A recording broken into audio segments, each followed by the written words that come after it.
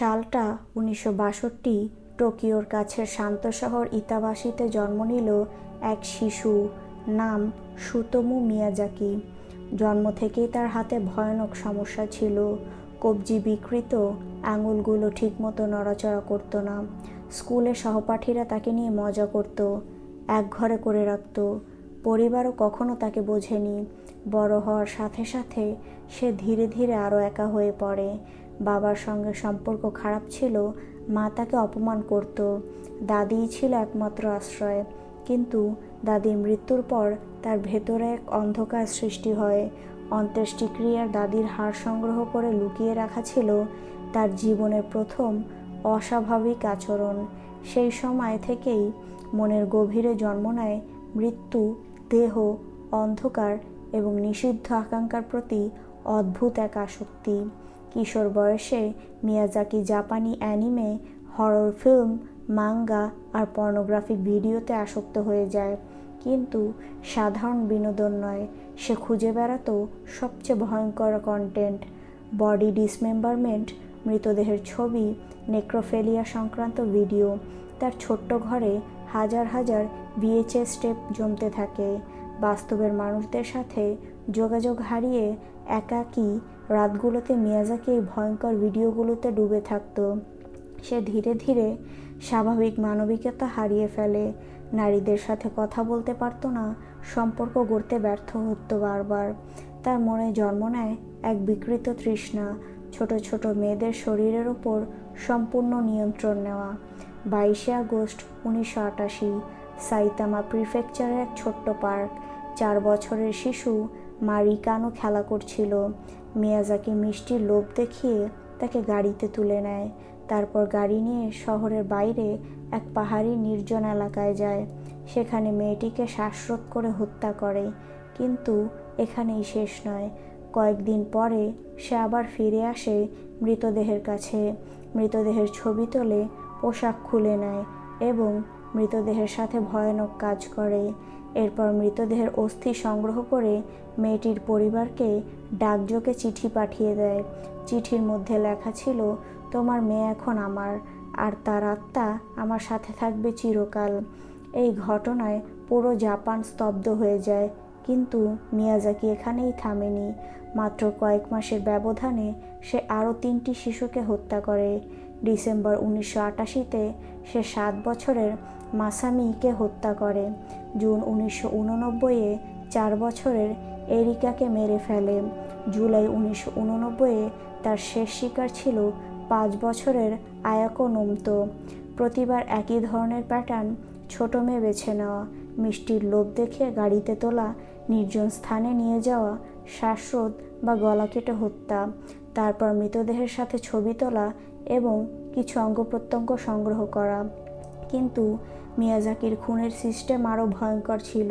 প্রতিটি ঘটনার পর সে আবার অপরাধস্থলে ফিরে যেত। মৃতদেহে ক্ষয় শুরু হলে সে সেটার ছবি তুলত, কখনো অস্থি বা দাঁত সংগ্রহ করত। মাঝে মাঝে পরিবারের কাছে ডাকযোগে ভয়ঙ্কর চিঠি পাঠাতো, যেখানে সে বিস্তারিত বর্ণনা করত শিশুর মৃত্যু, তার দেহ, তার অনুভূতি। এই চিঠিগুলো এতটাই ভয়ঙ্কর ছিল যে কিছু পরিবার মানসিক ভারসাম্য হারিয়ে ফেলে। মিডিয়া তাকে তখন ডাকতে শুরু করে দ্য লিটল গার্ল মার্ডারার, আর আন্তর্জাতিকভাবে তার আরেক নাম হয় দ্য ওটাকু কিলার, কারণ তার ঘরে পাওয়া যায় হাজার হাজার অ্যানিমে, হরর ভিডিও, পুতুল, শিশুর ছবি এবং বিকৃত উপকরণ। 1989 সালের জুলাইয়ে পুলিশ অবশেষে তাকে ধরে ফেলে। ঘটনাটা ঘটে এক পার্কে। মিয়াজাকি সেখানে 2 ছোট বোনের ছবি তুলছিল। সন্দেহজনক আচরণ দেখে স্থানীয়রা চিৎকার করে। সে পালাতে চেষ্টা করে, কিন্তু ধরা পড়ে। পুলিশ যখন তার অ্যাপার্টমেন্টে ঢোকে, তখন ভেতরে যা দেখে তারা স্তব্ধ হয়ে যায়। তার ঘরটা দেখতে অনেকটা ভয়ানক জাদুঘরের মতো ছিল। পুলিশ উদ্ধার করে 5763 বেশি VHS হরর ভিডিও, মৃত শিশুদের ছবি, পুতুল, ছোট ছোট জামাকাপড়, দাঁত, নখ, চুল এবং হাড়ের টুকরো। এমনকি অপরাধস্থল থেকে আনা অদ্ভুত জিনিসপত্রও সেখানে সাজানো ছিল। 1990 সালে শুরু হয় তার বিচার, কিন্তু মিয়াজাকি আদালতে দাঁড়িয়ে কোনো অনুশোচনা প্রকাশ করে না। সে হাসি মুখে দাবি করে, এই খুনগুলো আমি করিনি, করেছে আমার ভেতরের অন্য এক দানবীয় সত্তা। তার বক্তব্যে গোটা দেশ কেঁপে ওঠে। মনোবিজ্ঞানীরা তার মানসিক প্রোফাইল পরীক্ষা করে।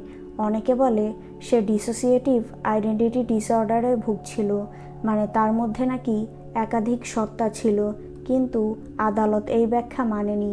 তারা ঘোষণা করে যে মিয়াজাকি সম্পূর্ণ সুস্থ এবং তার অপরাধ ছিল ইচ্ছাকৃত, পরিকল্পিত এবং নৃশংস। 17 জুন 2008 সালে টোকিওতে মিয়াজাকি মৃত্যুদণ্ড কার্যকর করা হয়। তাকে ফাঁসিতে ঝুলিয়ে মৃত্যুদণ্ড দেওয়া হয়।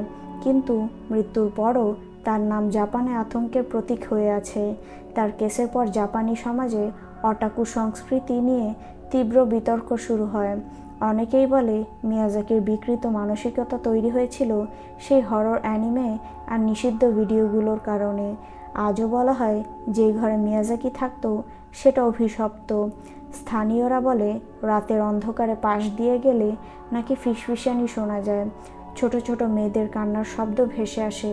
পুলিশি রিপোর্ট অনুযায়ী তার ঘর থেকে উদ্ধার হওয়া কিছু VHS টেপ এখনও তদন্তকারীরা দেখতে সাহস করে না।